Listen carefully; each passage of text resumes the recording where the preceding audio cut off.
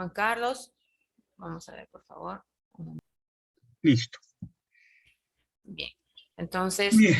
voy a presentar al doctor Juan Carlos Lengua Paz Sánchez, médico psiquiatra de la Universidad Nacional Mayor de San Marcos, jefe del departamento en el Hospital Hermilio Valdicián en el Departamento de Salud Mental del Niño y del Adolescente, con especialización en psicoterapia, terapia familiar de orientación sistémica, realizado en la Universidad Católica de Lovaina, Bélgica, docente en la Facultad de Psicología de la UNIF y de Psiquiatría en la Universidad Nacional Mayor de San Marcos, miembro fundador de la Asociación de Psiquiatría Infanto-Juvenil del Perú. Es un honor poder contar con usted el día de hoy, doctor Juan Carlos Lengua. ¿Podríamos, por favor, comenzar su presentación? Muchas gracias. Quiero agradecer a los organizadores la oportunidad que me han de compartir una situación que es verdaderamente preocupante, que es un problema nacional, yo diría, ¿no? Que es el consumo de sustancias. Y dentro de ello, la más frecuente, de lejos, es el consumo de alcohol. Yo considero que frente al consumo de alcohol, la sociedad en general tiene una posición muy laxa. Cuando se habla de consumo de sustancias, uno piensa en marihuana, en coca, éxtasis, que efectivamente se consume y tienen efectos devastadores, pero no piensa con tanta rigurosidad cuando hablamos del alcohol, que es de lejos la sustancia que más se consume. Y en eso, es lamentable decirlo, incluye a nuestros adolescentes. Bien, un poco para entender esto, el consumo de sustancias se da dentro de un marco, ¿no? Dentro de un marco a nivel social, porque lamentablemente el alcohol cumple una función de mediador social, ¿no? Frecuentemente. Como me decía un joven, doctor, si no hay trago, no hay fiesta. O sea, es necesario que exista licor para que se pueda hacer una actividad social como puede ser una reunión. Hay toda una cultura, ¿no?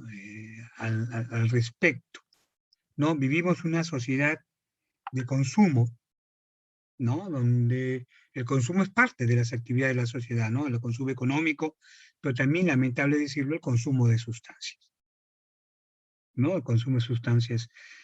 Se divide artificialmente las sustancias en drogas legales e ilegales, ¿no? Y se da una preocupación especial, lógico, a las llamadas drogas ilegales, marihuana, coca, pasta, éxtasis, pero se disminuye la atención en lo que llamamos drogas legales, dentro de las cuales hablamos del alcohol, hablamos del tabaco, ¿no? Y bueno, ya en estas épocas de la informática, lamentablemente están surgiendo conductas adictivas, como por ejemplo el Internet, que produce una conducta adictiva, que es la ciberadicción, que ya inclusive se va a considerar en las clasificaciones internacionales de patología mental.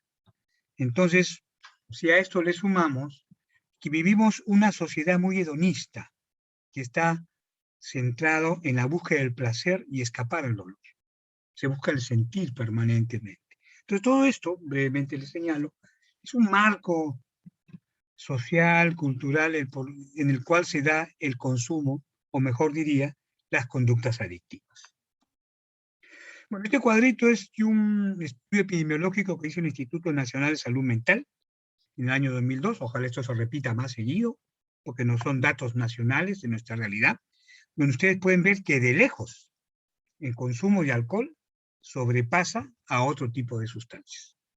Tabaco, cocaína, de lejos, el consumo de alcohol sobrepasa a todos ellos. Lo mismo acá hablamos de la prevalencia de consumo y abuso de alcohol en adolescentes. Este es un estudio hecho también en el 2007 por el Instituto Nacional de Salud Mental en un grupo de adolescentes entre los 11 y los 18 años, una muestra de 1.000 adolescentes de ese grupo etario, y se contó que la prevalencia era casi el 50% a consumo de alcohol, más de una vez, ¿no? En el último año el 23,5%, o sea, es un consumo fuerte que se da en los adolescentes en relación al consumo de alcohol. Y de todas las variedades, ustedes pueden ver acá, se incluye cerveza, que es la bebida que más se consume, ¿no? Más que el pisco, más que el vino, es la cerveza. Acá ustedes pueden ver la edad de inicio del consumo de la sustancia, ¿no? Este es un estudio también, este es del estudio epidemiológico del Instituto Nacional de Salud Mental, Honorio Delgado, y de Noguchi, donde ustedes pueden ver que la edad de inicio del consumo de alcohol son los 12 años. Hay algunos estudios que he encontrado por ahí que se han encontrado casos de consumo de alcohol ya a los 9. O sea, ustedes están viendo que esto cada vez se inicia a edades más tempranas, ¿no? Hablamos acá de un promedio 12 años, inclusive, mire, antes que el consumo de tabaco y antes el consumo de otras sustancias como marihuana, inclusive inhalantes. Lo primero es el consumo de alcohol.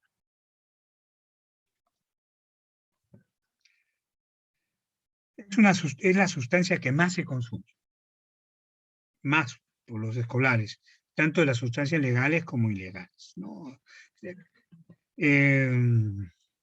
La mayoría, más del 25% se declaran haber consumido, aunque sea una sola vez, durante su adolescencia, ¿no? De los 8 y los 11, ¿no?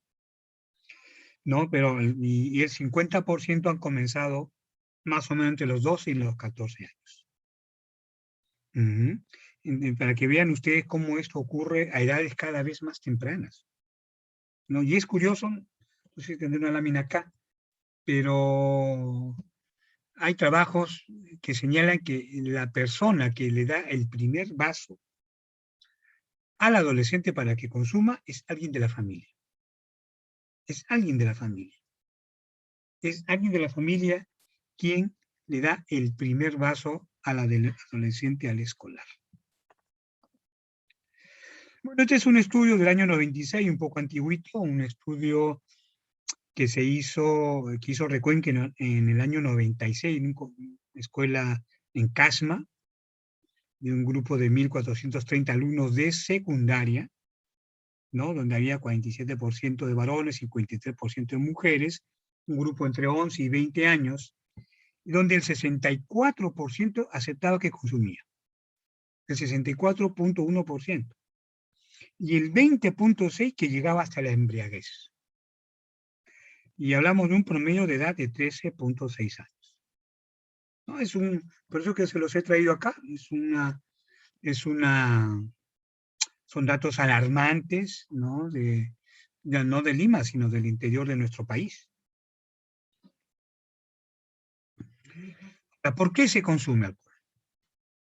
Bueno, indudablemente, uno, la disponibilidad que hay, ¿no? En nuestro país, un menor puede ir a comprar licor, no hay ningún tipo de restricciones. Se puede comprar licor a cualquier hora del día, incluso, como les había dicho, menores. Entonces, es aceptado por la sociedad. No, eso no, la sociedad lo acepta, lo promueve, ¿no? Si mal no recuerdo, y corríjame por favor si me equivoco, existe un impuesto a la cerveza y ese impuesto va para la promoción del deporte.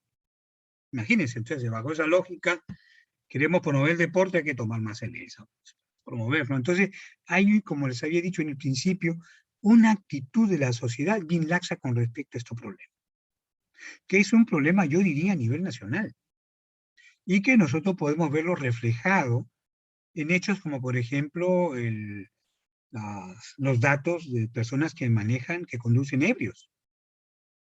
Pues ya han puesto todas las sanciones para tratar de limitarlo. Yo creo que falta la pena de muerte, pero no logran controlarlo. La gente sigue manejando ebrio. Y jóvenes. Entonces, es un problema nacional. Y frente a esto hay que tomar una posición. No hay que ser tan laxos ni tan tolerantes.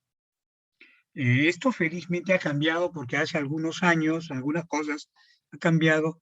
Muchas propaganda que se hacía en relación al consumo de bebidas alcohólicas era dirigida principalmente a la gente joven. No salían pues gente jóvenes con chicas muy simpáticas promoviendo el consumo de ciertas bebidas. Eso ha cambiado un poco en la propaganda, ya no se hace tanto, pero siempre se apunta a la población joven. ¿Cuál es el patrón de consumo? Antes los chicos consumían un poco todos los días. Ahora ya no. Ahora el patrón de consumo es del fin de semana, ¿no? O sea, consumen el fin de semana, como dicen los jóvenes, hasta morir. De manera compulsiva, hasta morir. Aquí incluimos chicos y chicas, ¿eh? Ahora, en nuestro país, como en muchos lugares, el patrón de consumo es el de policonsumo. Es poco frecuente que el consumo se dé solamente con una sustancia. Cada vez, lamentablemente, está aumentando más el policonsumo, es decir, la persona consume alcohol, pero también tiene oportunidades de consumir marihuana, tabaco, pastillas, etcétera, ¿no?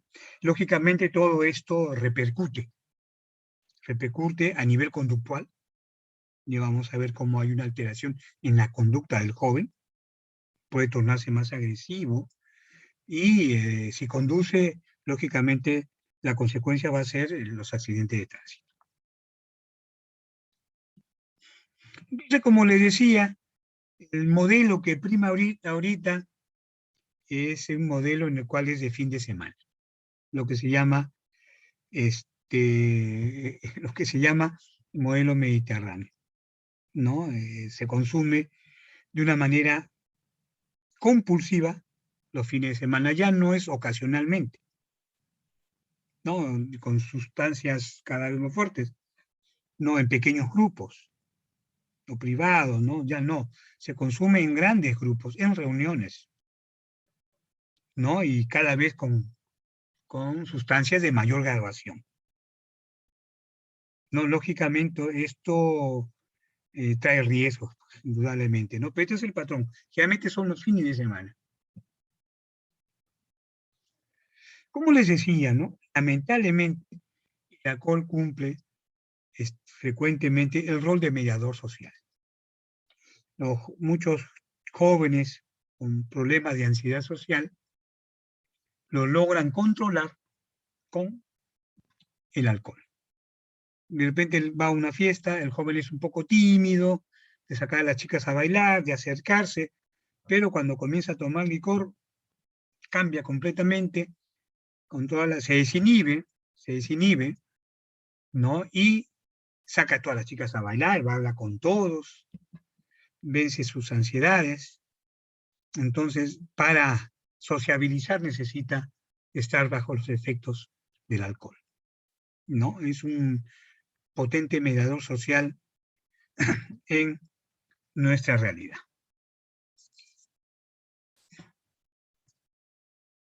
Hay indudablemente, como dice Dreyfus, va acompañado de una serie de conductas de riesgo, ¿no? No solamente que propicia el consumo de otras sustancias, porque el alcohol puede ser la puerta de entrada a otras sustancias más fuertes, ¿no? Como se había dicho, frecuentemente se cae en el policonsumo, se acompaña marihuana, pasta, tabaco o pastillas, ¿no? Frecuentemente se asocia al fracaso escolar, al abandono de la escuela. Está muy ligado al embarazo precoz, otro problema a nivel de nuestros adolescentes. El embarazo precoz, ¿no? Muy ligado también al consumo de alcohol, a la conducta disocial o a la delincuencia juvenil, ¿no? Lógicamente hay una serie de factores que influyen en esto. Primero, la edad de inicio. Cuanto más temprano, el pronóstico es más difícil. No, es más difícil cuando entonces comienza más a mayor edad. No hay una frecuencia de originar conductas conflictivas, faltar a clases, por ejemplo, ¿no? Abandono escolar, conductas disociales, agresividad, conductas delictivas, como habíamos dicho hace un rato, ¿no? Y donde, lógicamente, hay conflictos, hay disfunción familiar. Hay algunos aspectos de la familia que hay que tener en cuenta, que es unas influencias negativas que puede tener ciertos grupos de familias disfuncionales. Uno es el pobre vínculo que existe entre padres e hijos. No, no se establece esa relación positiva que le va a permitir al adolescente estar preparado para enfrentar la vida diaria y los problemas que habitualmente hay. No existe un vínculo, o si existe, es de mala calidad. El otro aspecto es la falta de control. Hay mucha permisividad. O se es muy permisivo o se es autoritario, en los extremos. No hay esa parte democrática en la cual se puede conversar con el adolescente, compartir experiencias para que el adolescente pueda tener sus propias referencias, ¿no? Ir de un polo extremo al otro origina muchos conflictos que a la larga influyen en el vínculo entre los padres y los hijos.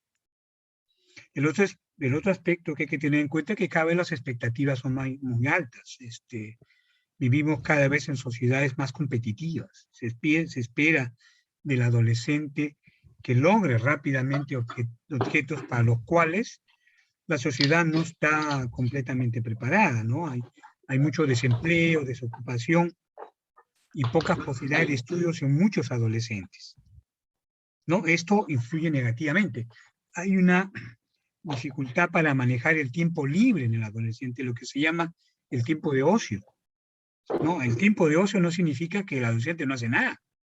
El tiempo de ocio significa que el adolescente tiene que dedicar esas actividades a actividades que sean enriquecedoras, recreativas, vincularse al arte, por ejemplo, ¿no?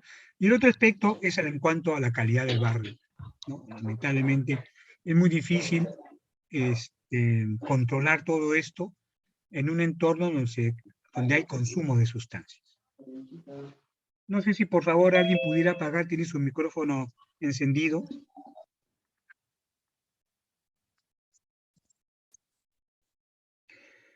Hay una serie de factores de riesgo que uno debe tener en cuenta. Uno, si hablamos de...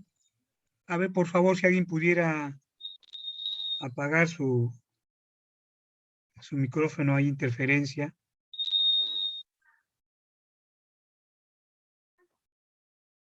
Bien.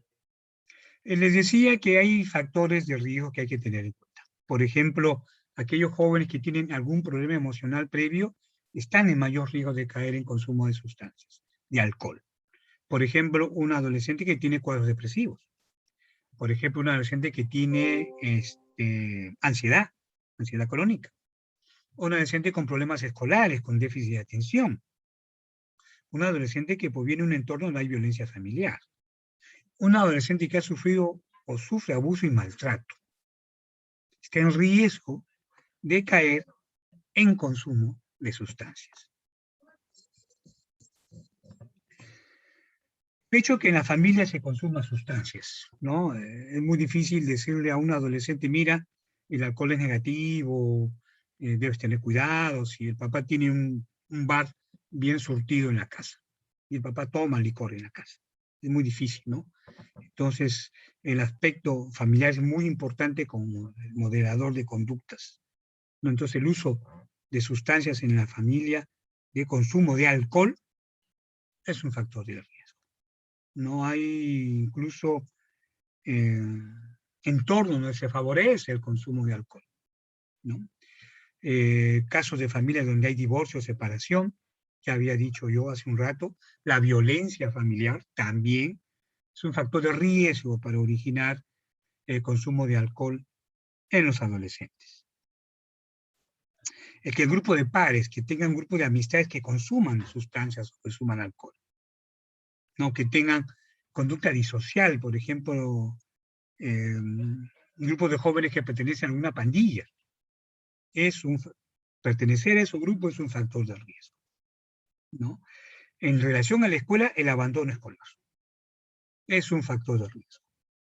Es el hecho que no existan normas claras, ¿no? Esto dificulta la adaptación, ¿no? El fracaso escolar, el abandono escolar es un factor de riesgo para muchas patologías, no solamente para el consumo de alcohol, ¿no? Está en relación con los problemas de conducta, está en relación con el embarazo en la adolescencia, etcétera. Es un factor de riesgo para mucha patología. La ausencia de vínculos en la comunidad, la falta de vínculos sociales de soporte en la comunidad, también es un factor de riesgo. Por eso que es muy importante que se organicen, por ejemplo, actividades deportivas, campeonatos de deportes, actividades artísticas, ¿no? Que generan una presencia de la comunidad en la vida del adolescente, que le da un soporte, donde puede desplegar su energía, su creatividad, ¿no? Eso es muy importante, que la comunidad pueda brindar eso, ¿no? Porque la deprivación social es un factor de riesgo, como también la deprivación económica, ¿no? Esto van a producir estrés crónico, cuadros de ansiedad y depresión que predisponen al consumo de sustancias. La depresión es una patología que frecuentemente puede originar un consumo de alcohol, igual que la ansiedad crónica, ¿no? El otro aspecto, ya lo habíamos dicho, que es un factor de riesgo, es la fácil disponibilidad del alcohol. En nuestro país no existen restricciones para la compra de alcohol por menores de edad. Inclusive hay familias que tienen una reunión y mandan a los menores a comprar el licor. Mandan a los menores. Entonces, no existe una conciencia de los riesgos que significa el alcohol dentro de la sociedad. Y hay una serie de normas, ¿no? que favorecen pues, el consumo, ¿no? La propaganda, esto felizmente ha ido disminuyendo, pero la propaganda era uno de esos factores. Bueno, acá les resumo en este cuadrito los factores que están ligados al consumo. La edad, ya les había dicho, cuanto más temprana la edad, el riesgo es mayor y las consecuencias son más lamentables. No existe ya en la actualidad diferencias de género. Hasta hace algunas décadas uno podría entrar a una cantina y veía pues que preferentemente los asistentes eran varones. Ahora no, nosotros vamos a un pub y vemos a hombres y mujeres, chicos y chicas, que todos consumen por igual. O vamos a un barrio conocido y están consumiendo el licor en la calle, tanto chicos y chicas. O sea, ya no hay esa diferencia en cuanto a género. Y en cuanto a nivel socioeconómico tampoco, ¿no? Entonces, hay que tener en cuenta todo esto. Ya les había dicho, en el caso del consumo de pares, ¿no? Tener un grupo, que los adolescentes pertenezcan a un grupo de amigos que consuman alcohol o sustancias, los predispone. Los predispone ese adagio que dice, dime con quién andas y te diré cómo eres. En este caso, tiene mucho sentido. En el aspecto de la familia, la dinámica familiar, ¿no? La familia disfuncional, porque ya no hablamos como antes, familia sana y familia enferma, no. Ahora hablamos de familia funcional y hablamos de familia disfuncional, ¿no? Funcional, aquella familia que tiene una dinámica adecuada, con patrones adecuados de comunicación, de soporte emocional, con normas claras, con vínculos adecuados entre padres e hijos, y las familias disfuncionales donde carecen de todo esto que yo les he mencionado, ¿no? Y si además la familia consume alcohol, el riesgo es mucho mayor. También tenemos que acá tener en cuenta algunos factores individuales, como la personalidad, jóvenes que sean impulsivos. Y acá tenemos en cuenta algunas patologías, ¿no? La depresión puede ser que un joven sea impulsivo, la ansiedad también, el déficit de atención. el trastorno de hiperactividad con déficit de atención, lo que conocemos como los niños hiperkinéticos, que son impulsivos, es un factor de riesgo. Esa conducta de muchos adolescentes de buscar tener experiencias cada vez más intensas. Hay adolescentes que tienen esa característica en sus rasgos de personalidad. Los predispone esto a caer en el consumo de alcohol. Baja autoestima. Adolescentes con baja autoestima también tienen un factor de riesgo. Y eso es muy importante. Ya vamos a ver que la baja autoestima puede ser un factor de riesgo para muchas patologías. Alcohol, consumo de sustancias, conducta disocial, promiscuidad, etc. La angustia crónica también, ¿no? Bueno, las pocas habilidades interpersonales también es un factor de riesgo, o sea, carecer de destrezas sociales, pocas habilidades interpersonales, dificultad para la resolución de conflictos, no poder sociabilizar, no poder integrarse a un grupo, no tener una información clara con respecto al consumo, son factores importantes. También hay factores de protección. Uno de ellos, y miren que esto es bien importante, la existencia de una buena relación con al menos uno de los padres. Con al menos uno. Es un factor de protección. El otro, el tener una inteligencia normal o superior al promedio.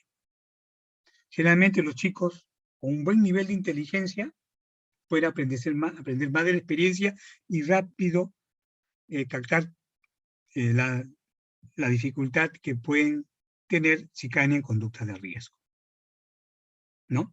Tercero, la capacidad de sociabilizar adecuadamente, para ser buenos amigos, para tener buena relación con sus pares, ¿no? Eso es muy importante, ¿no? Si queremos hacer, por ejemplo, algún taller de prevención, por ejemplo, sería interesante en los escolares, en los docentes, hacer el taller de sociabilización o de taller para resolver conflictos, también, porque esto se ve en muchos adolescentes que tienen problemas, ¿no? El otro, el buen funcionamiento académico. Generalmente, los jóvenes con buenas notas, por lo general, tienen pocas posibilidades de consumo de sustancias. El buen funcionamiento académico. Esta es una parte muy importante. El fracaso escolar, como les había dicho hace un rato, está ligado a muchas patologías. Y también disponer de una red social de apoyo. Disponer de una red social de apoyo, que bien pueden ser los grupos de padres. Sabemos que en los adolescentes la importancia del grupo de padres es vital para su desarrollo emocional, ¿no? Es su segundo entorno social. El primero es la familia, el segundo son los amigos. Las chicas, en el caso de las chicas, las amigas de la pijamada, que es donde se da la confidencia, el compartir, el apoyo emocional. ¿No? Esto es bien importante. En el caso de los varones, el equipo fulbito, por ejemplo, desarrollar un deporte, ¿no? Un equipo, una academia, ¿no? Cumple una función de apoyo social muy importante. Ya tenemos más o menos resumido los desórdenes que se puede dar frente al consumo de alcohol, ¿no? Hablamos cuando hay el uso de una sustancia, cuando la ingesta es moderada, con un fin recreacional, ¿no? Que no va a interferir en el desempeño ni educativo ni familiar del adolescente. Ese es un uso de una sustancia. Ya hablamos de una intoxicación cuando esto produce un grado de deterioro. Por ejemplo, la embriaguez. La persona ebria ya no se puede desempeñar normalmente. Ahí, la persona ebria, podríamos decir que está en intoxicación. Ya, y hablamos del abuso, ¿no? Cuando hay un deterioro en las funciones diarias de la persona, del escolar, educacional, social, familiar. consume sustancia y ya afecta su desempeño familiar, educativo, social. Cuando se instala un fenómeno de tolerancia, ¿qué significa? Que el cuerpo se habitúa y cada vez necesita mayor cantidad de sustancia, de alcohol, para tener el mismo efecto. El joven comienza y se da cuenta que para sentir más, tiene que consumir más. El cuerpo ya ha hecho una tolerancia. Es la entrada para que nosotros llamamos una dependencia. Es decir, la persona ya no puede estar sin consumir. Y ese es un cuadro de dependencia al alcohol, como cualquier otra sustancia. Si esta persona deja de consumir, va a ingresar a un estado de estrés psicológico que se va a expresar a nivel psicológico, inquietud, ansiedad, tristeza, insomnio, irritabilidad, no se puede concentrar, agresividad, etcétera, como físico, calambres, adormecimientos, palpitaciones, dolores, ¿no? Es lo que nosotros llamamos síndrome de abstinencia. En ese momento podemos decir que se ha instalado una dependencia. En ese momento podemos decir que la persona es dependiente al alcohol o que ha ingresado un cuadro de alcoholismo. Lo mismo acá que yo les quiero resumir, ¿no? Como el uso de una sustancia como el alcohol, el abuso se comienza a consumir excesivamente, que ya afecta el desempeño de la persona, produce un cuadro de adaptación en el organismo que cada vez necesita más la sustancia, ¿no? Entonces, si no lo toma, ingresamos a lo que yo les decía hace un rato, que era un síndrome de abstinencia, ¿no? Esto va a alterar todo el funcionamiento del organismo. En ese momento podemos decir que hay una dependencia, hay una conducta adictiva. Hay una serie de factores que han producido este aprendizaje. Hablaremos de un factor reforzador, si hablamos de un modelo en la teoría del aprendizaje del condicionamiento operante, un refuerzo. Él está con los amigos lo alientan, es un refuerzo para el consumo. El sentir que le calma la ansiedad, que tiene más energía para ingresar a una reunión social, sacar a bailar a todas las chicas, es un refuerzo que va a propiciar el aumento. Y ya les había hablado del contexto social, ¿no? Acá quiero mencionarles también que existe un factor genético, ¿no? En las personas que tienen antecedentes de familiares que consumen tienen mayor riesgo. No significa que necesariamente van a ser el problema, pero que van a tener un mayor riesgo. Bueno, y esto es lamentablemente un cuadro que resume el ciclo, ¿no? De muchos jóvenes que lamentablemente vemos en la consulta, en el servicio donde yo trabajo, el Departamento de Salud Mental Niño y Adolescente del Hospital Emilio Valdizán, recibió varios jóvenes con conductas adictivas, dentro de ellos el alcohol, ¿no? Que comenzaron así, comenzaron como consumidores sociales, después consumieron más hasta que hicieron un cuadro de dependencia, ¿no? Entonces, cuando dejan de consumir, viene todo el cuadro de abstinencia. Inquietud, insomnio, irritabilidad, sueños que consumen, recuerdos que consumen, ¿no? Y eso los lleva a recaídas permanentes. Bueno, es un cuadrito que resume un poco las fases en las cuales se puede pasar en el consumo de alcohol, como de otras sustancias también.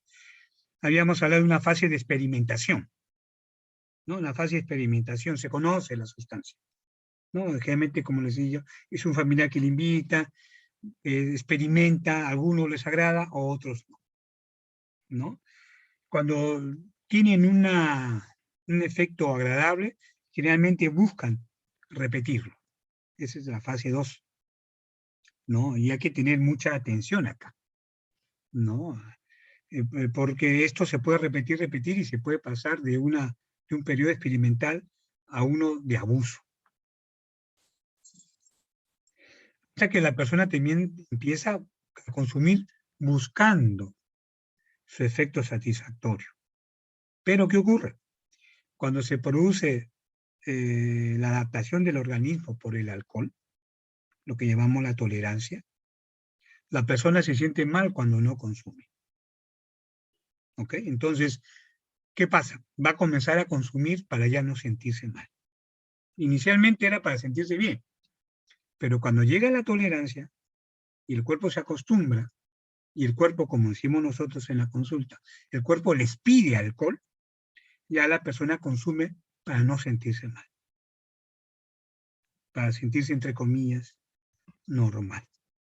No, es no, bueno, se ve más en adultos, pero sobre todo a los que consumen trago corto, eso que le llaman cortar la mañana, ¿no? Empiezan en la mañana con su traguito de ron porque ya, como ha pasado unas horas, ya comienza a tener la necesidad de tomar. Entonces, con un poquito de ron, calman esa apetencia.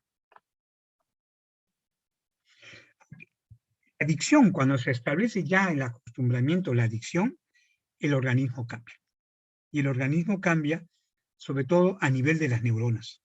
Se produce una alteración a nivel de las neuronas, a nivel de ese espacio de contacto entre las neuronas, ¿no?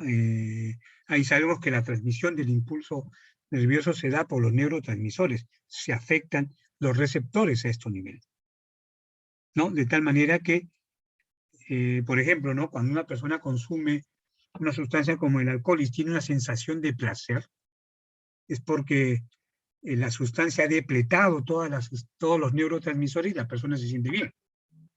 Pero ¿qué ocurre? Ocurre que la neurona ya no tiene neurotransmisor después y comienza a estar sedienta. Entonces pasa un periodo hasta que el cuerpo lo fabrica y es ahí donde viene todo ese malestar.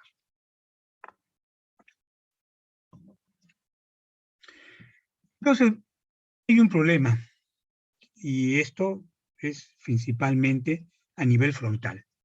Se afecta el funcionamiento a nivel frontal.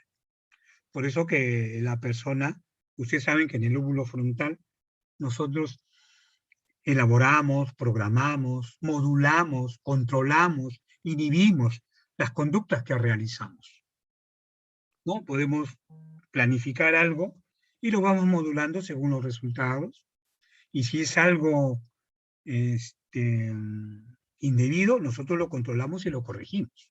Todo eso gracias hasta nuestro lóbulo frontal. Pero como hay una alteración en las neuronas y disminuyen los neurotransmisores, sobre todo a este nivel, la persona entra en una disminución en la función del lóbulo frontal. Entonces no va a poder mesurar ni controlar sus actividades. Por eso que la persona que consume alcohol, como otras sustancias, puede ser impulsiva, puede actuar sin medir las consecuencias o baja su funcionamiento académico, ¿no? Porque ya no las puede elaborar, porque se afecta esa área. El autocontrol, sobre todo. No hay esa función de autorregulación, ¿no? Que normalmente debe darse. Nosotros, cuando respondemos a algún evento, nosotros en segundos o en minutos, nosotros elaboramos esta respuesta y lo elabora acá mentalmente. Hay una regulación, no reaccionamos inmediatamente, ¿no? Ese espacio de elaboración es gracias al funcionamiento de nuestro lóbulo frontal. Pues bien, en el adolescente, como en la persona que consume alcohol o otra sustancia y tiene ya un compromiso a este nivel, no hay esa función de regulación. Por eso que pueden ser tremendamente agresivos. En casos severos, son capaces de agredir a alguien y escaparse. Pueden pegarle a la bolita y cogen un radio y se llevan y lo venden, ¿no? Porque no hay esta función de autorregulación que se da a nivel frontal. Bueno, les había comentado la parte genética. Hay evidentemente un factor genético que hace que tengamos mayor o menor vulnerabilidad. Hay gente que es más vulnerable y hay gente que lo es menos. ¿Hay forma de saberlo? No hay forma de saberlo. A no ser que una persona se dedique a consumir. Y ahí en la respuesta se da cuenta. Pero no hay forma de saber quién es más vulnerable o no. Por eso que lo mejor es tener una medida o conductas cautas al respecto. Lo mejor sería no tomar, igual no consumir drogas. Ustedes saben que hay la polémica muy fuerte de legalizar o no legalizar el consumo de ciertas sustancias, la marihuana. Los que defienden que exista todavía la prohibición acogen este concepto, el genético. Todos podemos hacer una conducta adictiva, pero no sabemos qué tan vulnerables somos. Y no lo vamos a saber hasta que alguien se dedique a consumir.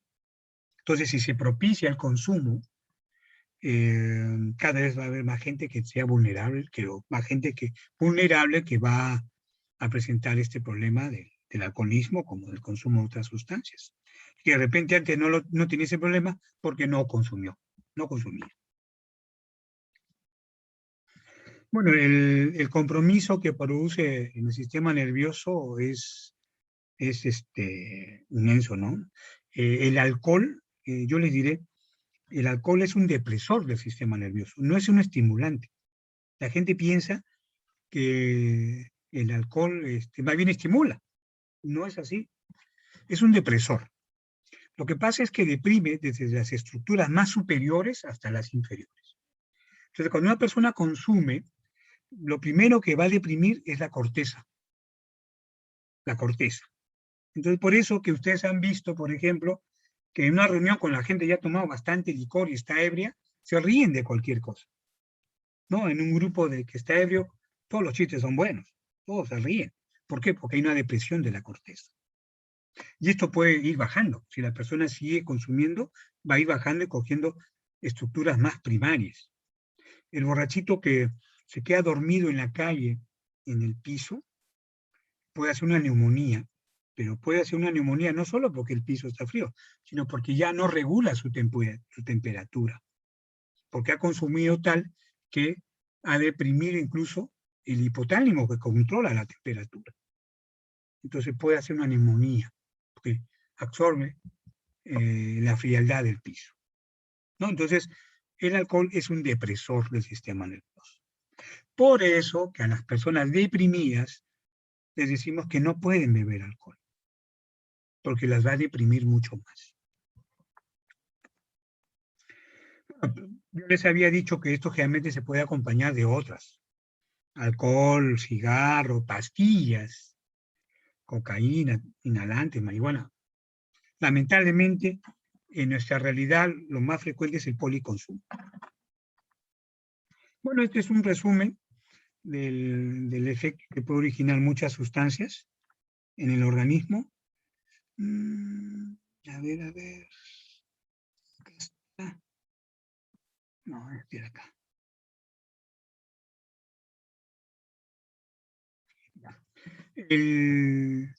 El alcohol y produce algo, mucho de lo que les he mencionado, pero lamentablemente también hay consumo de alcohol que no es para el consumo humano. No, el alcohol etílico tiene un proceso que permite al humano que lo pueda consumir, pero hay un alcohol que se llama industrial, ¿no? Que produce lesiones muy severas, ¿no? Sobre todo a nivel cortical.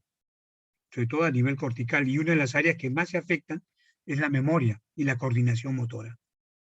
Personas que consumen alcohol industrial, ¿no? El etanol, por ejemplo, produce alteraciones a ese nivel, que se produce, que vemos, ¿no? La alteración en la memoria y en la coordinación motora. Y esto es lo que yo les decía hace un ratito.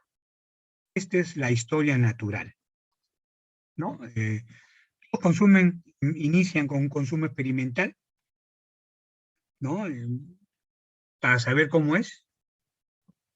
A algunos les agrada, entonces van a buscar situaciones en las que se consuma. Hasta que se hace ya, cumple la función de mediador social. Entonces ya pasa a un consumo social. En un momento, porque acá la línea es bien tenue, el cuerpo se adapta, hace tolerancia. Y es ahí donde el cuerpo, como decimos en la consulta a los papás y a los jóvenes, ya el cuerpo le va a pedir alcohol. en ese momento ya decimos que está en un cuadro de dependencia. Ya no es el abuso que consume diariamente, sino ya no es el consumo perjudicial, sino es la dependencia. ¿No? Lo mismo que les he mencionado. Y cuando se llega a este fenómeno de consumo intensificado, ingresamos al periodo del consumo compulsivo. La persona ya no se puede controlar el consumo. Bueno, esto es un poco para que ustedes conozcan a nivel de salud mental, de psiquiatría, existen dos grandes clasificaciones de enfermedades mentales. Uno es el DSM-5, y el otro es el ICD-10. ¿No? Este es el del ICD-10, con que se hacen los diagnósticos, y acá el consumo de alcohol es el F10. Entonces, en las historias que ustedes revisen, van a encontrar el F10, que significa consumo de alcohol, ¿no? Y tiene una serie de acápites, ¿no? El consumo, el F10.1, consumo perjudicial, la intoxicación aguda F10.0, el cuadro de dependencia F10.2, cuando ya tiene abstinencia, el cuerpo le pide, F10.3, ya cuando se acompaña un cuadro psicótico, tiene alucinaciones, delusiones, F10.5, cuando hay compromisos de la memoria, F10.6. ¿No? Entonces, son los códigos que se utilizan para el diagnóstico, ¿no? Lo mismo que yo les había mencionado, la etapa de experimentación, de mantenimiento y de conducta efectiva.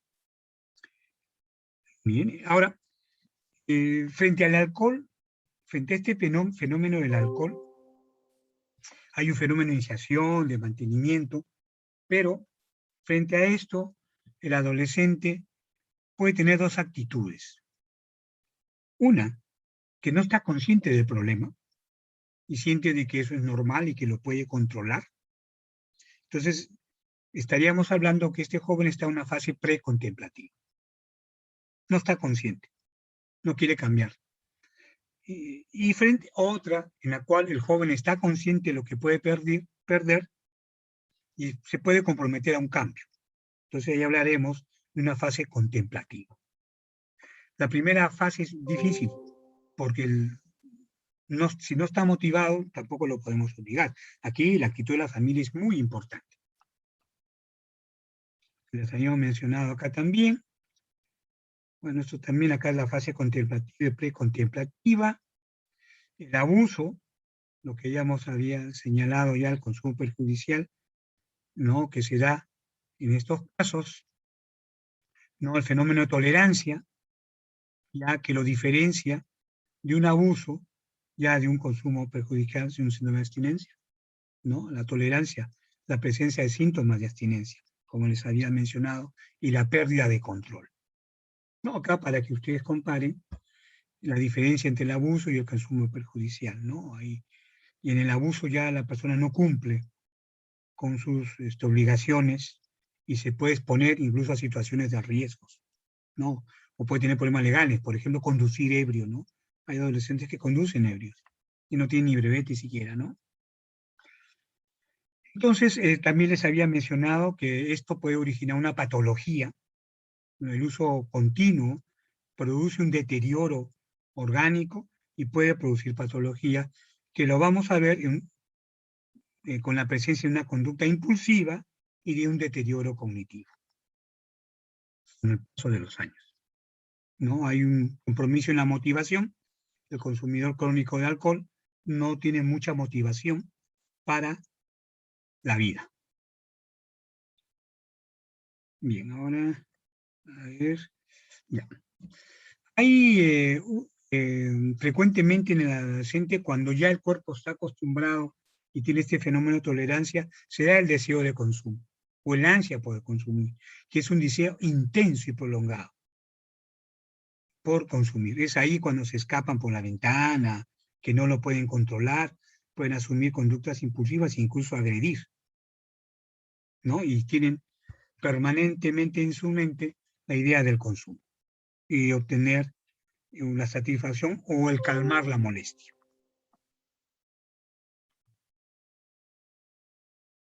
A ver, vamos a ver. Bien.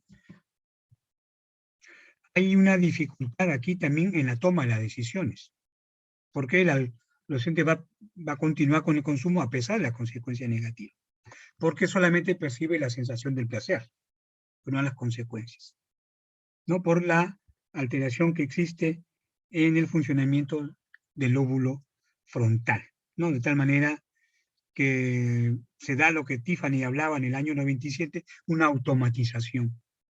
El adolescente solamente quiere consumir. El consumo crónico va a producir una disminución, ya le habíamos dicho, de neurotransmisores, dentro de ellos la dopamina. Hay una disminución de la dopamina, que es el neurotransmisor principal de la transmisión del impulso nervioso a nivel frontal, ¿no? Entonces acá yo les quiero presentar todos los trastornos que se producen por el consumo. La intoxicación, la embriaguez, la abstinencia, el deseo de consumo, el delirium, ¿no? Luego de un tiempo largo de consumo hay una alteración de la conciencia, donde puede haber incluso hasta alucinaciones, ¿no? Es conocido en los alcohólicos crónicos la senestopatía, ¿no? Sienten, por ejemplo, que les caminan insectos por el cuerpo. Eso es un fenómeno de delirio. En los adultos pueden llegar a un cuadro de demencia inclusive, y con alteraciones en la memoria. Pueden presentar episodios de psicosis, gente que los miran, que les quieren hacer daño, escuchan voces que lo insultan, ¿no? Pueden presentar cuadros depresivos, cuadros de ansiedad, ¿no? Una alteración a nivel sexual también, y problemas del sueño, ¿no? Están despiertos de noche y duermen de día. La intoxicación ya les había hablado, ¿no? Depende, hay un poco de intoxicación, una persona puede llegar a embriaguez con distinta cantidad en relación a otras personas, es un fenómeno reversible, pero hay que prestar atención porque es el primer paso. Ya habíamos hablado de la abstinencia, hay una alteración de la conducta, del desempeño de la persona, ¿no? Porque hay una apetencia, hay una necesidad irresistible por el consumo. ¿No? Entonces, dentro de los síntomas que podemos encontrar la abstinencia por el alcohol adolescente, podemos encontrar temblores, sudoración, ansiedad, el delirium, compromiso de la conciencia con alucinaciones, ¿no? Sienten que les quieren hacer daño o que les caminan insectos por el cuerpo, ¿no? Desorientación, alteración de la memoria, ¿no? Todo esto se presenta durante este periodo del delirio cuando ya hay un consumo crónico. Este consumo crónico también puede haber una alteración de la memoria, ¿no? Cuando se consume así de manera persistente. Bueno, esta es una clasificación de las sustancias que provocan síntomas psicóticos. La persona puede romper con la realidad por consumo de alcohol, ¿no? Y acá está el alcohol, que puede producirnos lo que se llama una psicosis inducida por alcohol.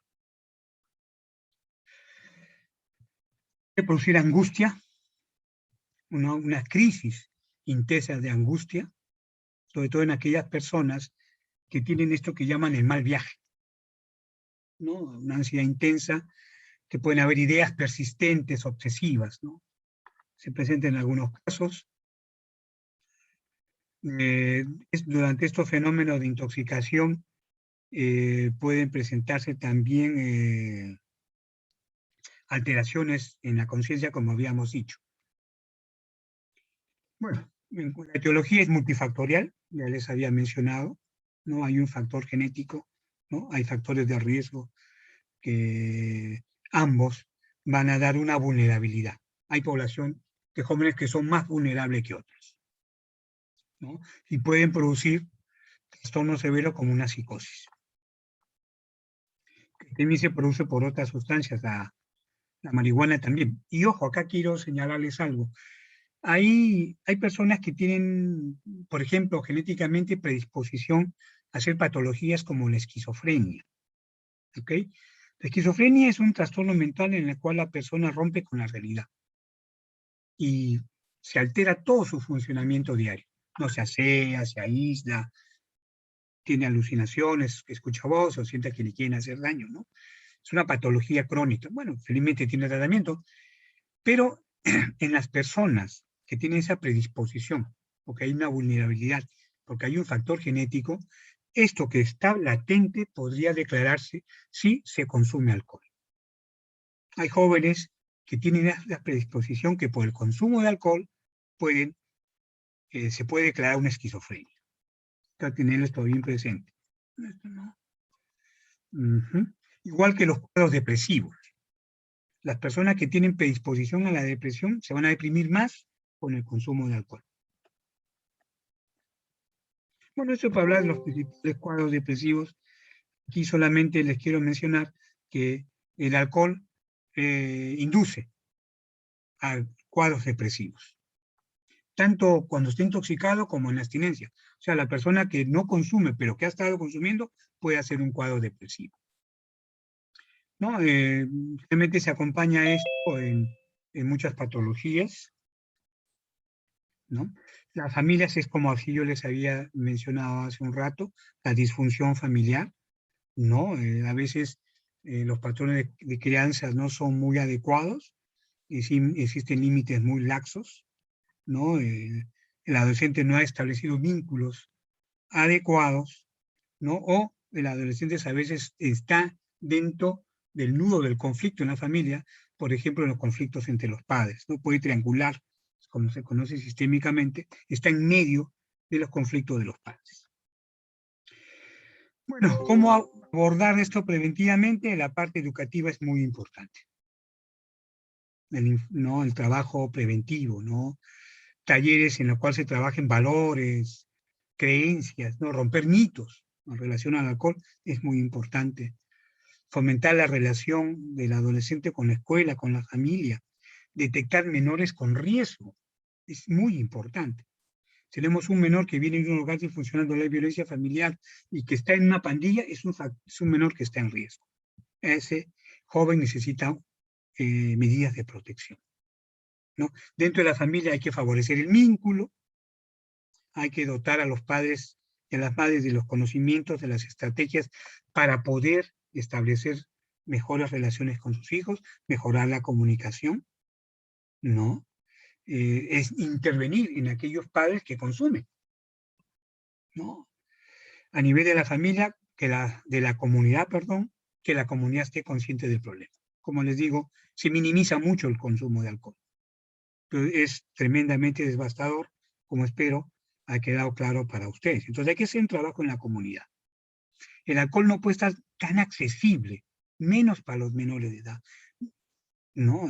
A cualquier hora, un menor de edad podía comer, eso debería controlarse también, ¿no?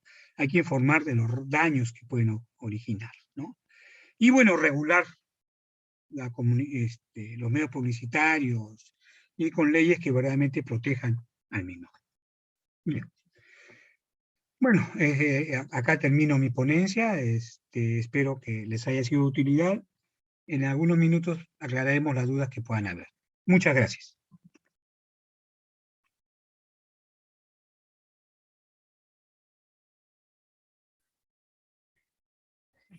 Muchas gracias, doctor. Entonces, hemos terminado ya con el tema, con el último tema del curso. Si hubiesen consultas sobre este último tema, por favor, pueden activar el micrófono, ustedes cuando lo deseen, y hacer su respectiva consulta. O también hacerlo a través del botón del chat. Buenas tardes. Buenas tardes, licenciada Marianela. Gracias. Buenas tardes al doctor Juan Carlos, que tan amablemente nos ha expuesto este tema. En su opinión y en la práctica preventiva, en la práctica de afronte en los jóvenes,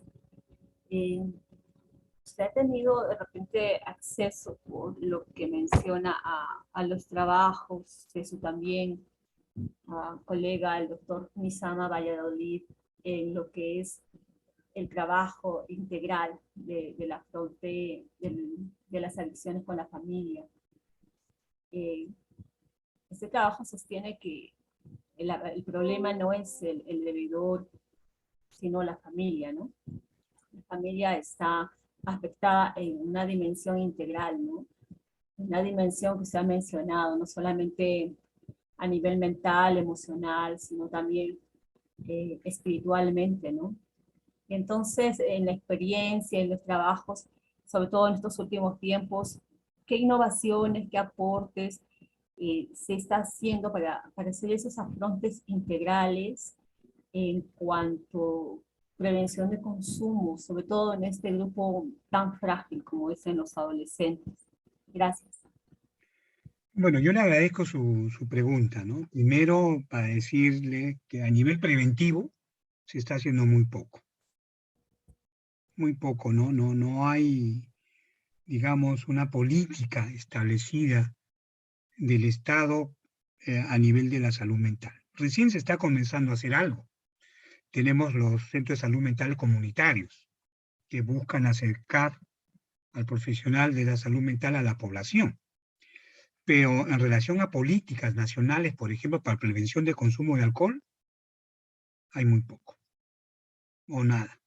Entonces, los hospitales tipo Valdizán, Arco Herrera, con Instituto Noguchi, con los recursos que tenemos, tratemos de hacer establecer algún tipo de intervención en la comunidad, pero todavía no hay nada estructurado, ¿no? Que se pueda trabajar en las escuelas y concientizar a los papás sobre el riesgo de consumo de alcohol. Ya les había dicho, ¿no? En los estudios de vida se ha encontrado que la persona que le da el primer vaso al adolescente es uno de la familia, generalmente el padre, ¿no? Entonces, acá hay un enorme trabajo que hacer. Reconozco los trabajos del doctor Nizama, pero el fenómeno del consumo de alcohol como el de las conductas adictivas es bastante complejo. No solamente toca el aspecto familiar, sino ya habíamos dicho en antes, el aspecto individual. En la persona que consume, en la persona que tiene conducta adictiva, como el caso del alcohol, hay una alteración orgánica.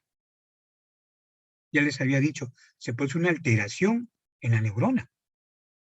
Y eso hay que tener en cuenta y darle un abordaje ahí. Entonces, los trabajos tienen que ser multidisciplinarios. En el Hospital Valdizán existe un equipo multidisciplinario donde se hacen talleres grupales, terapia individual, se trabaja la parte orgánica, la alteración que existe en relación al síndrome de abstinencia, terapia familiar. El trabajo es bastante complejo, es multidisciplinario. No podemos decir que un profesional va a resolver todo el problema. En salud mental se usa el trabajo en equipo. El psicólogo tiene un espacio, el psiquiatra tiene un espacio, el médico, la asistente social, la enfermera, el educador, tienen una tarea que realizar.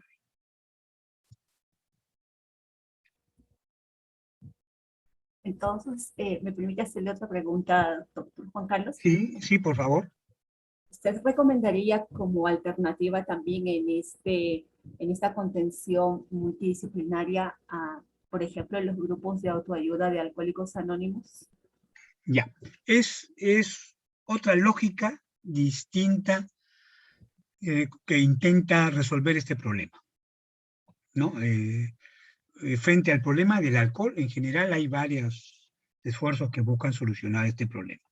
La parte del tratamiento, la parte de comunidades. Hay comunidades que se han organizado para enfrentar el problema de alcohol, muchas de ellas inicialmente con inspiración religiosa, espiritual. Y dentro de este esfuerzo para hacer frente a este problema están los alcohólicos anónimos. Está la de Alcohólicos Anónimos. Es un esfuerzo respetable, importante, pero en mi opinión, como le digo, por ejemplo, no trabaja la parte biológica, porque yo ya les había dicho, ¿no? Se da una alteración en su parte cognitiva.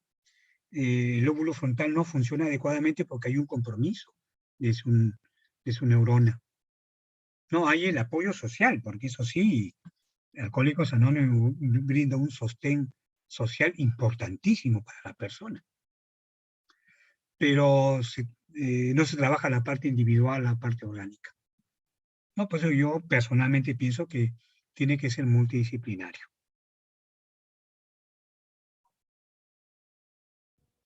Muchísimas gracias.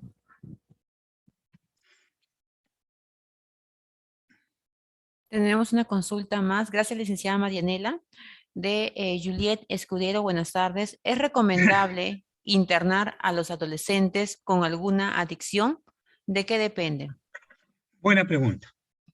Depende en qué fase la estamos encontrando, en fase precontemplativa o contemplativa. ¿Qué significa? Si está motivado o no.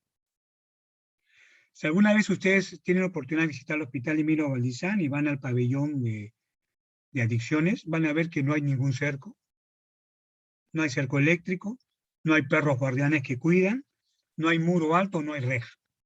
El que quiere irse se va. Igual en el centro de rehabilitación de Ñaña. No, no hay ningún tipo. La persona tiene que estar comprometida a cambiar. O sea, tiene que estar en fase contemplativa. Tiene que estar consciente de lo que pierde por el consumo de alcohol, ¿no? Los casos en los cuales se les hospitaliza a la fuerza, a la larga, no han resuelto el problema. Lamentablemente existen comunidades informales que no tienen ningún tipo de sostén por un profesional, que también tratan de manejar este problema, muchas veces regentados por ex adictos. No, pero bueno, estos casos no resuelven completamente, los tienen encerrados, con llave, ¿no? Incluso hace algún tiempo había casos en los cuales había un incendio y habían muerto uno o dos ahí, ¿no? Entonces, no, el ingreso tiene que ser voluntario y depende que quiera o no lo quiera. Ahora, para el caso de adolescentes no hay muchas instituciones que los hospitalicen porque el trabajo con adolescentes es distinto al de adultos. No hay instituciones que tengan la logística y la infraestructura porque tiene que estar separado de la población adulta. Entonces, no conozco mucho. Hay clínicas que uno no puede ingresar, ¿no? Hay programas para trabajo más bien, ¿cómo se llama? Ambulatorio, no tanto para hospitalización, ¿no? Pero depende mucho de que el adolescente quiera o no cambiar.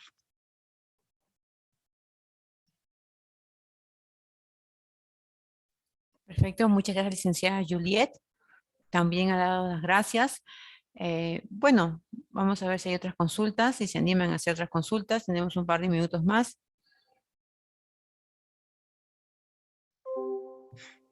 Ok.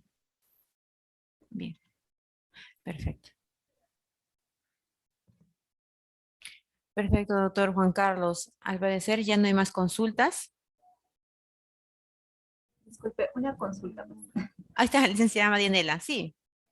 Me quedé pensando y quería preguntarle al doctor, ¿no es lo mismo hablar de una fase precontemplativa o contemplativa en un adolescente que de repente recién está en la fase de experimentación y que recién ha iniciado su consumo, que hablar de una fase pues, contemplativa, precontemplativa de una persona de 18, 22, 30, que ya tiene años de repente, ¿no? De consumo, de uso, abuso, dependencia, ¿no?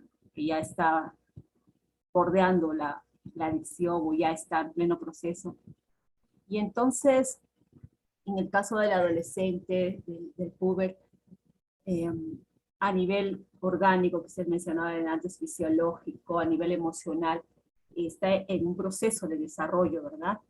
Entonces, hay ciertas características ahí que determinan, pero que a la vez, desde mi mirada, humildemente veo que es positivo quizás intervenir porque es mucho más temprano, ¿no?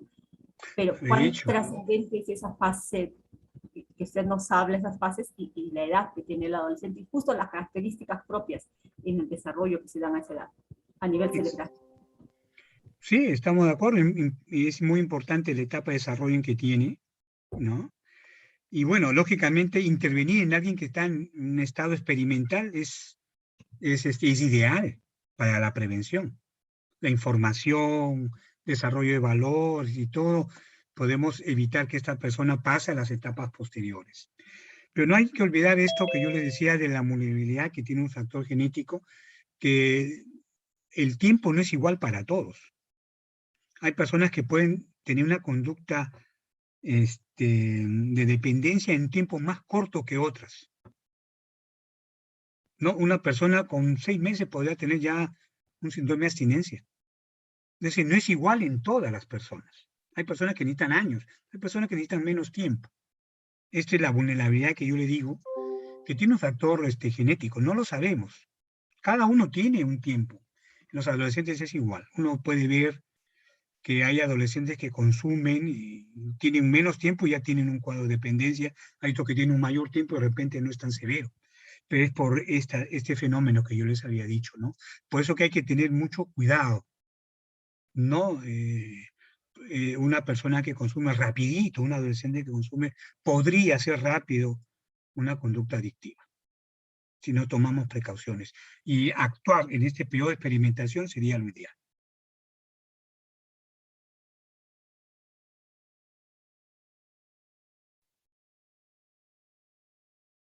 Perfecto. Licenciada Marianela, ha sido respondida su consulta. Muchas gracias por su participación. Muchísimas gracias.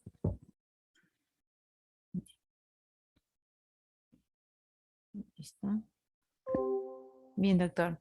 Bien, doctor Juan Carlos, muchas gracias por esta hora que nos ha brindado de información, de actualización en todo lo respectivo al tema que le tocaba exponer.